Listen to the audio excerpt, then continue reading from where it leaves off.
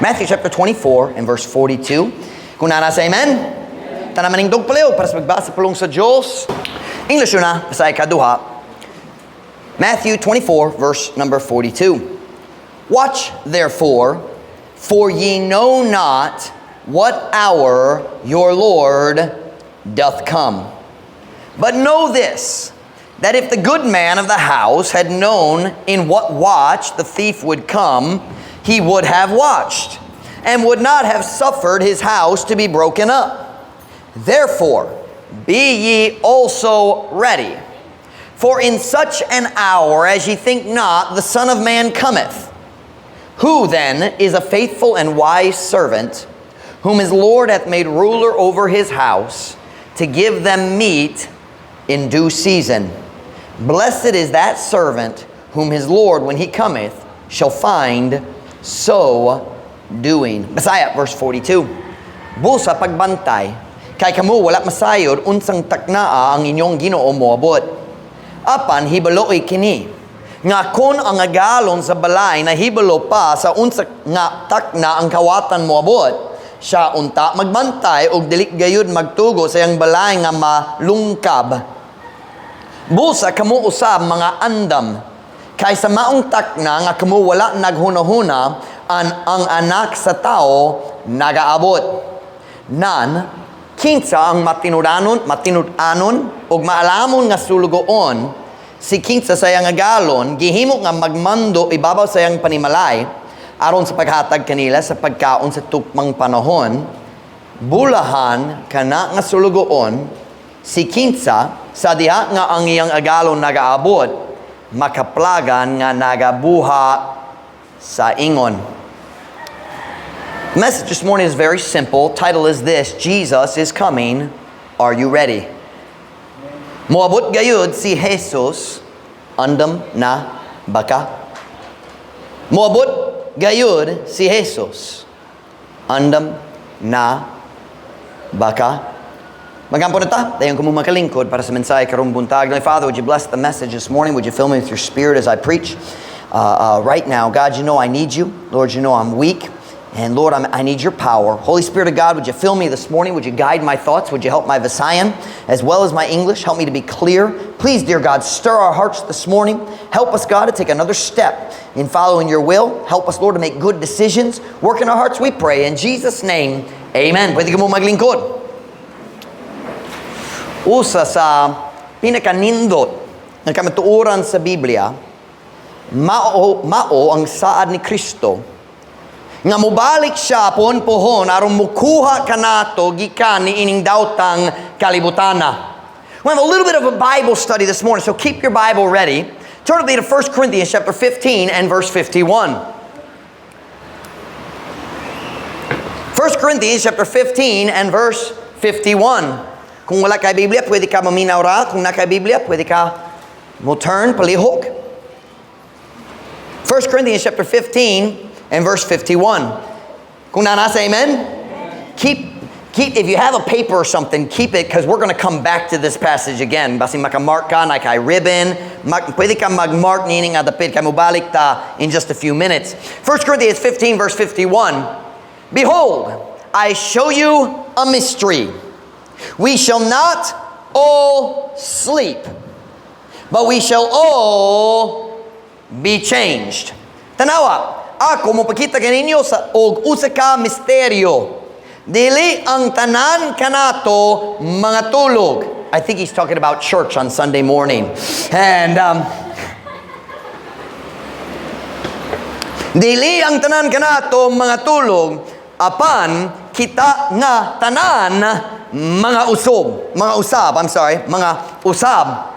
We shall not all sleep. Unsay pasabot niya na ang pulong sleep dere, syempre wala nagastudyo kabayan sa simple nga katulog. Ang pulong sleep dere, ang tulog nagastudyo kabayan sa kamatayon. Si Jesus sa diyan niya siya sa balay sa babae nga batang babae namatay, 12 years old na siya, namatay na siya. Og sa diya si Kristo niabot, namatay na ang bata. Og si Jesus nagingon, nga naman kamo naghilak, nga naman nasamok gayud. Wala siya namatay, natulog na lang. Sa pananaw sa Diyos, ang katulog, ang kamatayon sama sa katulog, makapukaw siya sa tao diretso. And so the verse, when he's talking about sleep, he's talking about sleep in death.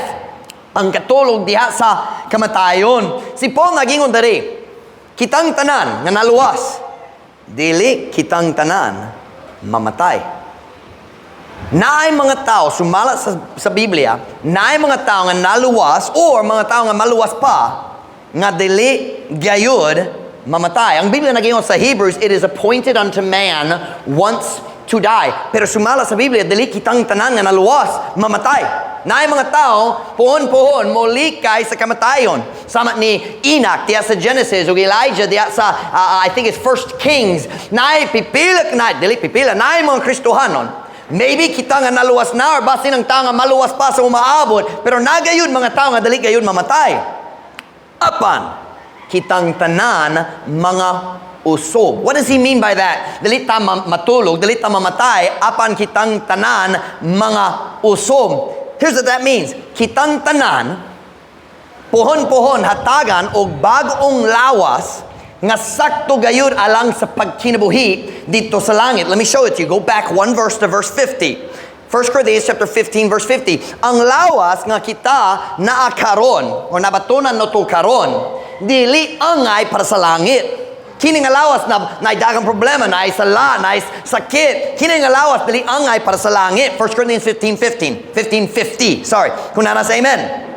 Now this I say, brethren, that flesh and blood, kinsa diri na flesh and blood. Kinsa na unod ug dugo. Kita, come about us. Kita nga na lawas. Okay?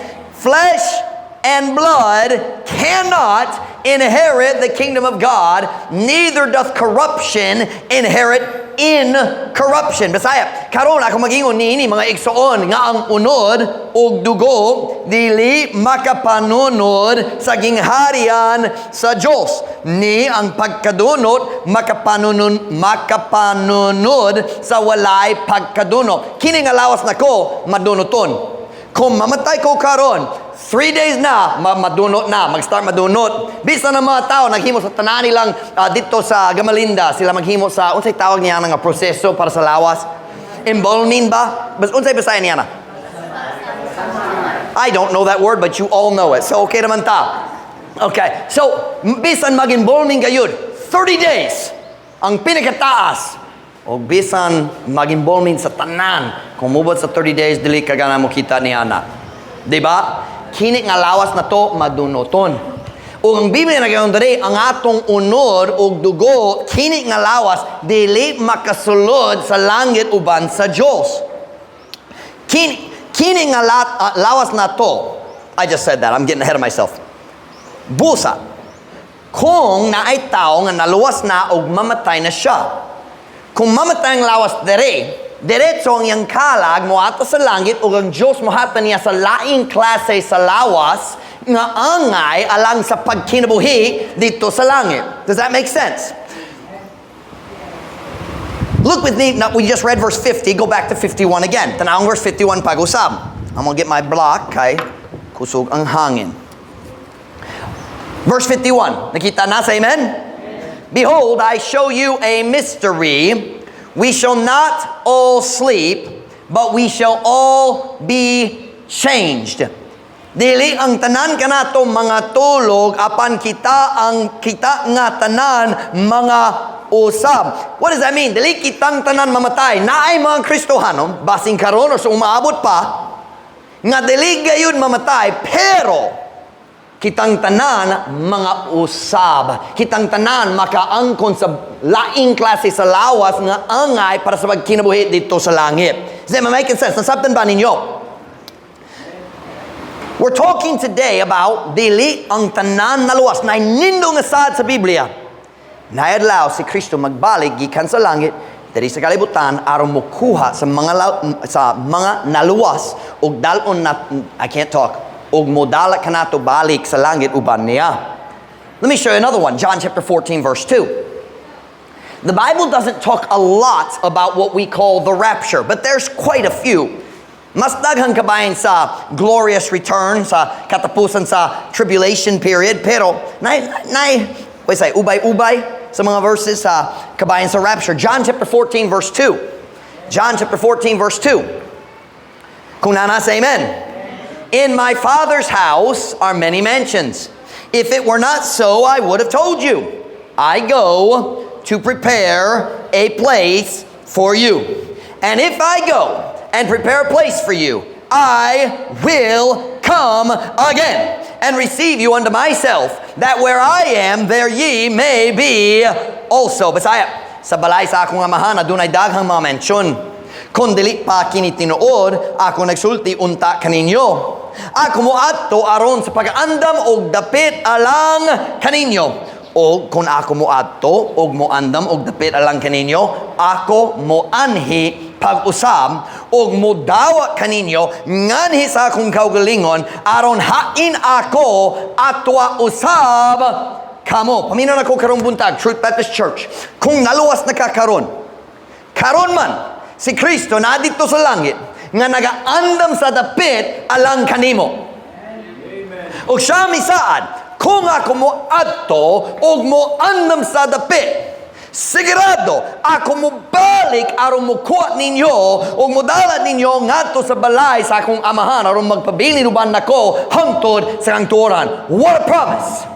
Pagkanindo sa saad, karon si Jesus na nasa langit, uban kanilang tanan naluwas nga nag-una kanato diya sa kamatayon. He's in heaven with them right now. Na may mga tao gikan sa among simbahan, nalangit na. Was it last year si nanay namatay? Was that last year man? So yeah, last year, earlier, shortly after I got back, diba? Nag-stroke siya, samtang napami sa US, diba? Dayon, nalangit siya human, after we got back. Nailain-lain mga membro, si Brother Kerry, si Jessa, nana sila sa langit uban ni Jesus. Jesus right now, nasa dito sa langit uban sa mga tao, nag-una na to sa kamatayon. Og samtang kita buhi pa dere, nag-andampod si Jesus sa atong dapit dito sa langit. I go to prepare a place for you. Si Jesus nag-aandam sa atong dapit pod. Kung ang taong naluwas, mamatay na. Ang Diyos dali gayud ma-surprise. Kay nag-aandam siya dugay na. He knows the exact date. Kabalo gayud siya sa pizza, sa kamatayon sa iyang mga anak. Ug dali gayud siya ma-surprise kung ang tao mo but sa gate sa langit, dali siya musulti. Saan ka? Sayo ka? Unsay mo? Balik na lang ka. That doesn't happen. He's never caught off guard. Nay dapik yandam na daan.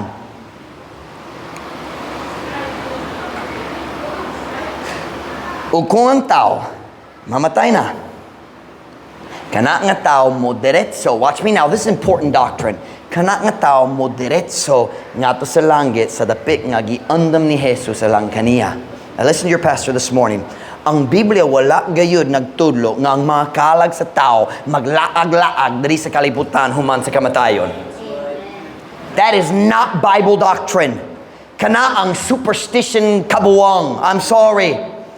Kung naay tao nga wala gayud na luwas, kung mamatay siya, mo diretso siya sa impyerno sama sa datong nga tao nga makita na to diya sa Luke 16. Pero kung naay tao nga naluwas na, kung mamatay siya, mo diretso siya sa langit aron mo uban sa Ginoo hangtod sa kangturan. Wala ay laag-laag nga kalag diri sa kalibutan. 2 Corinthians chapter 5 verse 8. Let me show it to you. 2 Corinthians chapter 5 verse 8. Ako nagiyon ninyo daan. Ay dakang verses karon. Keep your Bibles ready. 2 Corinthians chapter 5 verse 8. 2 Corinthians chapter 5 verse 8. Kung nana sa amen. We are confident, I say, and willing rather, to be absent from the body and to be present with the Lord. Kita masaligon, ako nagingon, og nagatinguha hinoon, nga mobiya sa lawas, og maanaa uban sa Ginoo. Paminaw sa imong pastor karon, alang sa nangaluwas, ang pagbiya sa lawas, mauman ang pag-uban sa Diyos. Diretso, walay waiting period, walay langan-langan, karon dayon.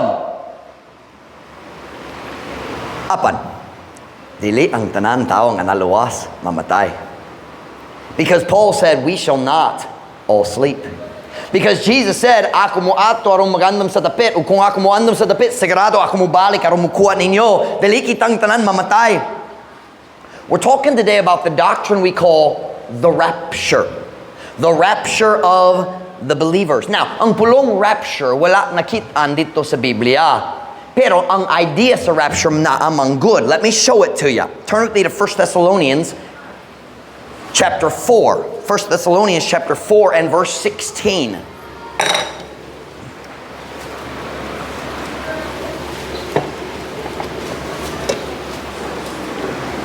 1 Thessalonians 4:16. Give you another second. Kung nanas, amen? For the Lord himself, that's Jesus Christ, shall descend from heaven with a shout, with the voice of the archangel, and with the trump of God, and the dead in Christ shall rise first. Then we which are alive and remain shall be caught up together with them in the clouds to meet the Lord in the air, and so shall we ever be with the Lord. Kasaya, kaya ang Ginoo mismo mukanao gikan sa langit, uban sa uskas singgit, uban sa tingog sa archangel, ang uban sa trompeta sa Dios, ug ang mga matay diha ni Kristo mubangon pag-una. Unya kita nga mga buhi ug nagpabilin pagasakgahon pagtingob uban kanila diha sa kapanganuran sa pagtagbo sa Ginoo diha sa kahanginhan ug sa ingon kita sa kanunay makig-uban na sa Ginoo. Right there is the doctrine of the rapture. That word rapture is the same as the English words caught up. You translate pagasakgawon. Get that right? Pagasakgawon. Ang pulong sakgawon or sakgaw means snatch. It means kuhaon sa kali. Kanang pulong sakgaw. So, kung ganon ta maghimo sa Visayan pulong para sa rapture, we would say pagkasakgaw. Ang pagkasakgaw sa mga magtutuo. Kanang manggod ang rapture. The sudden catching away, caught up. The doctrine of the rapture, ang doktrina sa pagkasakgaw sa mga magtutuo. That word sakgaw is that the idea is kalit. Sa kalit lang. Karamo oras nga si Jesus nagingon sa Revelation, tanawa, ako moabot sa madali. Can I show it to you? Turn with me to Revelation chapter 22, verse 12. 3 times he says in Revelation 22, I come quickly. He did not say I come soon. He said I come quickly. Revelation 22 verse 12. Revelation 22 verse 12. Nag-aapas mo? Okay naman? Buhi pa? Tulog na? We shall not all sleep. We shall not all sleep. Here we go. Revelation 22:12. And behold, I come quickly, and my reward is with me to give every man according as his work shall be. Og tanawa, ako moabot sa madali. Og ang akong ganti uban kanako sa paghatag sa matag tao sumala sa unsa man nga iyang nabuha. Wala siya nagingon ako moabot sa dali madugay, siya nagingon ako moabot sa madali. Dako gayon ang kalihinan.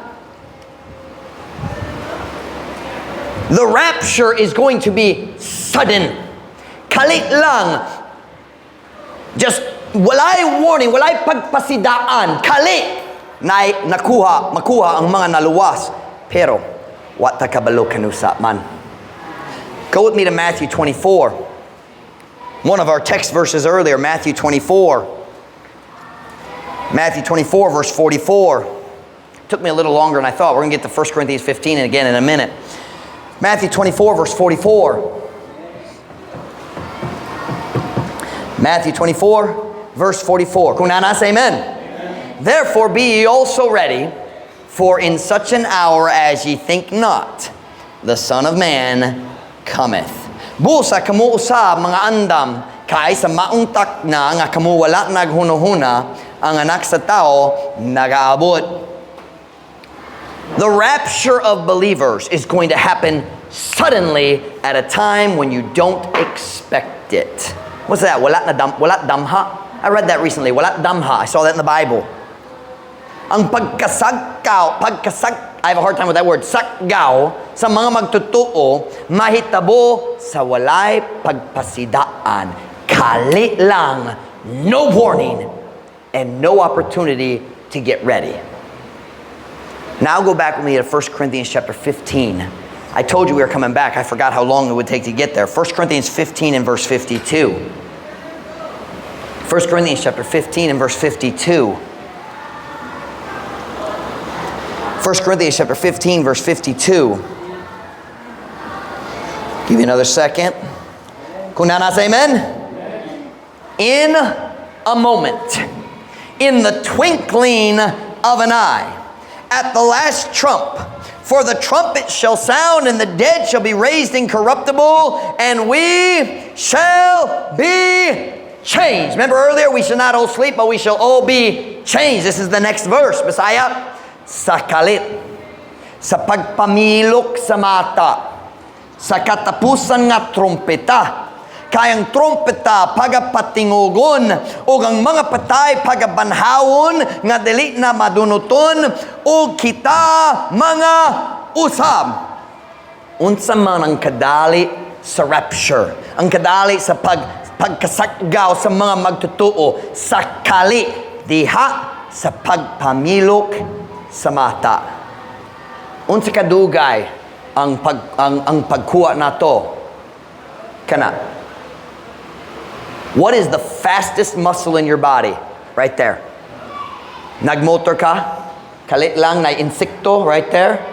Dali makasira, what's the word? Close. I forgot the word. Sira, piyong. Piyong is what I was looking for. Piyong. Kalit lang, di ba? Mas dali gayuri mong mata kaysa mong kamot. Di ba? Kung naay butang na hapit na igaw mong mata, dali ka maka-block pero maka-close diretso mong mata. The blink of an eye. Di ba? Pagpamilo, bagong pulong niya na para nako. What is it teaching us? Kung ang pagkasakaw mo sugod na, what night time sa pag-andam. Kanamang rason si Kristo nagingon sa atong text verse. Therefore be ye also ready. Busa kamu usab mga andam, meaning daan. Andam daan. Busa. Karong buntaga doon ako ay usa ka simpleng pangutana. Andam ba ka? Kung si Jesus kaha mo balik karong adlaw, andam ba ka? O na kay mga pagmahay kung ikaw mo kita niya? O mas dako gayud ang pagmahay kung dili ka mo kita niya? Turn with me to our text verses in Matthew 24. Matthew 24 verse 42. Matthew 24 verse 42. Somebody needs to wake up. I hear an alarm. Mata na. We shall not all sleep. Matthew 24:42. Kunana say amen? Amen. Watch therefore, for ye know not what hour your Lord doth come. Busa pagbantay, kay kamo wala masayod, unsang taknaa ang inyong Ginoo moabot. Wala ka masayod, kanusa si Jesus mo balik. Pero ako musad ni mo karon, mo balik gayud siya. Andam na baka? Ang Biblia nagklaro gayud nga walay tao na hibalo sa adlaw o sa oras sa pag-abot ni Jesus sa mukuha nato. Walay tao kabalo. Kung tao mo sulti nimo, ako nagtuon sa tibok Biblia gikan sa Genesis ngadto sa Revelation, ug nakakita ko sa mga utang wa gyud nakaplagi ni bisang kinsa lain, ug ako kabalo sa pizza nga si Kristo mo balik, baka kon gyud siya. Ayaw mo lantaw niya ng mga video sa YouTube. Kanusa si Jesus mo balik. Na'y expert, nagbanabana. Na'y bakakon, nagsulti ni mo. Go with me to back up a few verses. We're in 42. Go back to verse 36. Matthew 24:36. Kini ang pulong ni Kristo. But of that day and hour knoweth how many men? No man. No, not the angels of heaven, but my Father only. Apan niya ng adlaw ug takna walay nasayod nga tao. Wala bisan ang mga anghel sa langit, apan ang akong amahan lamang. You don't know that He's coming. We only know He's coming. Muabot gayud siya sa kalit. Sa pagpamilok sa mata, kitakwaon. Ug mukita niya dito sa mga panganod. Turn to Acts chapter 1 verse 6. I talked about this yesterday in soul winning meeting a little bit. Acts chapter 1 verse 6.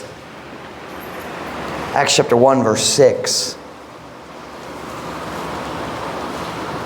Ang istorya ta kabayan sa uban sa usa sa pinakanindot nga saad sa Biblia ang rapture sa mga magtotoo.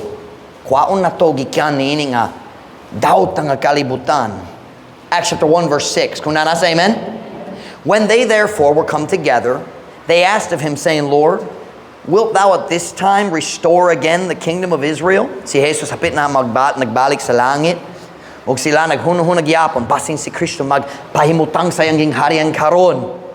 And he said unto them, it is not for you to know the times or the seasons which the Father hath put in His own power.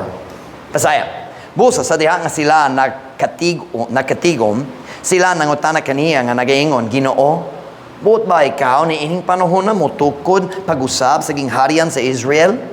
Ug siya miingon nga to kanila, dili alang kaninyo ang pagkahibalo sa mga panahon, sa mga higayon nga sa amahan gibutang sa iyang kaugalingon gahom. Ang Diyos dali ganahan nga kita masayod sa mga panahon nga iyang gitakda na daan. He doesn't want you to know. It's a secret. Kaya nga naman. Go back to Matthew 24 and look at 43. Matthew 24, tanaw na tong verse 43. Kaya nga naman ang Diyos dali ganahan nga iyang mga anak mahibalo kanusa gayud siya mobalik. Matthew 24 verse 43. We just read verse 42. Look at verse 43. Kung nasa, amen? But know this, that if the good man of the house had known in what watch the thief would come, he would have watched and would not have suffered his house to be broken up. Apan, hibalo ikini. Nga, kunang agalon sa balay na hibalo pa sa unsa nga takna ang kawatan mo abot, siya unta magbantay og dili gayud magtugo sa iyang balay nga malungkab. Can I explain this verse very simply? Kung ikaw nahibalo na daan nga naay kawatan nga mosulod sa imong balay sunod Biyernes. Walay pagduda. Basin nakaduka sa iyong plano, nakahigalang, kaila niya. But somehow, someway, panaglitan ra. I realize this isn't realistic, pero panaglitan ra. Kung ikaw kabalo, sigurado, kanang kawatan, mobot o musulod sa akong balay, sunod Biyernes sa gabi. Kanusa ka mag-start nga mubantay para niya sa Biyernes. Kay kabalo ka, kanusa siya, mobot. Pero, kung sakalit lang nakadoon ka sa balita na ay mga butang gikawa sa imong neighbors, mga butang sa imong silingan gikawa na, uy, naikawatan sa among lugar karon. Uska gabi, lain balay, uska gabi, lain balay. Ug ikaw kabalo, murag puhon-puhon mobot siya sa akong balay. Kanusay ka musugod og bantay. Karon. Nga naman si Kristo dalik ganahan, nga naman ang Diyos dalik ganahan, nga kita mahibalo sa pizza nga si Jesus mo balik. Tungod ganahan siya nga ang mga tigsunod niya magkinabuhi sa matag adlaw nga makanunayon nagapaabot sa iyang pagbalik. Kung kabalo ta sa pizza nga si Kristo mo balik, maglangan-langan ta sa pagandam. Kanamong rason nga kitago manggod. Kung panaglitan, ikaw kabalo. January 23, 2035. You say, Pastor Mike, nga naman January 23, kay sigurado ka ng pizza si Kristo mo balik.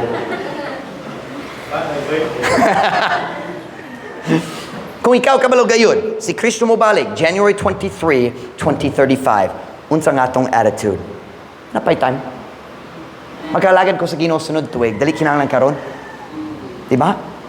So ang Diyos nagingon, ako mo tago sa pizza o sa oras, aron ikaw magkinabuhi matagadlaw nga nagapaabot sa pagabot ni Kristo, sa pagbalik ni Kristo. Look at verse 44. Look at verse 44, Matthew 24, verse 44. Kung nanasa, amen? Therefore be ye also ready, for in such an hour as ye think not, the Son of Man cometh. Busa kamo usab mga andam, kaysa maungtak na nga kamo wala naghunahuna, ang anak sa tao nagaabot. So ako mga tana, pag-usab, wala kakabalo kanu sa si Jesus moabot. Andam na baka? Andam na ka mukita ni Jesus, mag-atubangay ni Jesus. Look at verse 45 and 46. Who then is a faithful and wise servant, whom his Lord hath made ruler over his household, to give them meat in due season? Blessed is that servant whom his Lord, when he cometh, shall find so doing. Nan kinsa ang matinud-anon ug maalamong nga sulugoon. Si kinsa sa iyang agalon gihimo nga magmamando ibabaw sa iyang panimalay, aron sa paghatag kanila sa pagkaon sa tukmang panahon. Bulahan kana nga sulugoon. Si kinsa sa diha nga ang iyang agalon nagaabot, makaplagan nga nagabuha sa ingon. So Pastor Mike, what does that mean? Simple. Kung naluwas na kakaron, na kay responsibilidad nga gihatag kanimo sa Dios. Lahi ang imong responsibilidad sa akwa, pero nagayud kay responsibilidad ang kabubuton sa Dios para sa imong kinabuhi. Nagabuha baka sa ingon?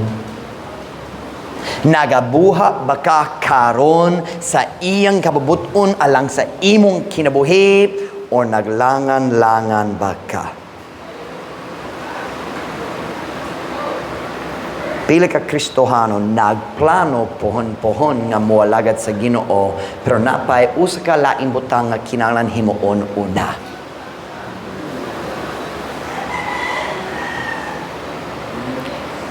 Kung wala ka naghimo sa kabubuton ni Kristo karon, dili ka andam sa iyang pagbalik.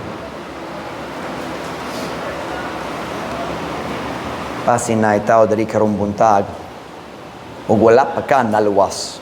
Wala pa ka sure nga naluwas kayud ka. Paminaw nako, kung wala pa ka naluwas, kung wala ka sure ka dulong gayud ka sa langit, dili gayud ka andam sa pagbalik ni Jesus. Pero makasugod ka og andam. Pwede ka maluwas karong buntag. Naidaghang tao diri karon paminaw palihog. Naidaghang tao diri karon makashare kanimo kabayan sa kaluwasan kung nagduda ka. Pero sa kamatuoran kini nga mensahe para sa mga tao na luwas. The rapture of the church is not a threat against the unsaved. It is a warning and a blessed hope for the saved. Para kanila nga wala nagsunod sa kabubuton sa Dios pagpasidaan. Para kanila nga nagsunod sa kabubuton sa Dios nindo nga saad. Nindo nga paglaom sa atong umaabot. The Bible calls it the blessed hope. Bulahan nga paglaom. Alang ka na itong naluwas kayod. Andam ba kita? Kung si Jesus mo balik karon, maulaw ba ka?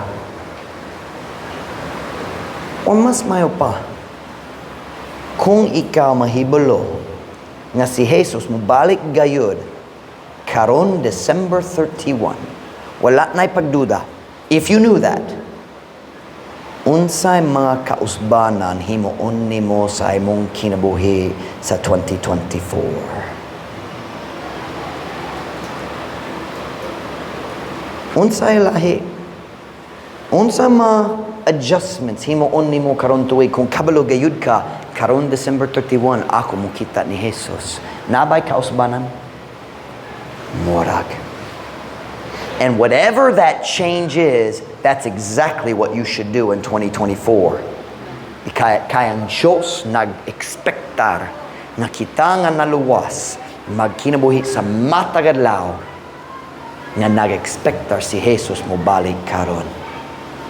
Makanunayon nagapaabot sa pagbalik sa atong Ginoo.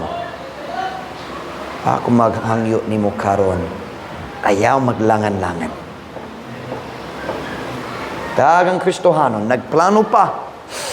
Pon, molagad ko sa Ginoo. Ang pohon mahimong mga tuig, 10 years, 20 years, 30 years. Nagadoon ko sa story kabayan sa tigulang nga lalaki. Ang pastor nagtindog nagwali kabayan sa pag-surrender, sa pagsunod sa Ginoo. Naitaw 70 years old kapin. Nalimot kayud ko sa yung pizza, pero sayang edad, pero 70 kapin siya. Kaya sa invitation siya nagtindog dito sa likod, naglakaw sa tubangan. Siya nagsulti, mag-surrender ko karon mo ato sa mission field. Ang pastor nagingon, tigulang nagyud ka. He said, ang Diyos nagtawag na ko 50 years nilabay. Kikapoy ko sa paglangan-langan. Ako maghangyo nimo. Kung kabalo ka, unsay plano sa Diyos, unsay kababuton sa Diyos, buhata ka na sa 2024. Be a soul winner in 2024. Be a faithful Christian in 2024. Why? Pasin si Kristo mo balik. On every head bowed, every eye closed.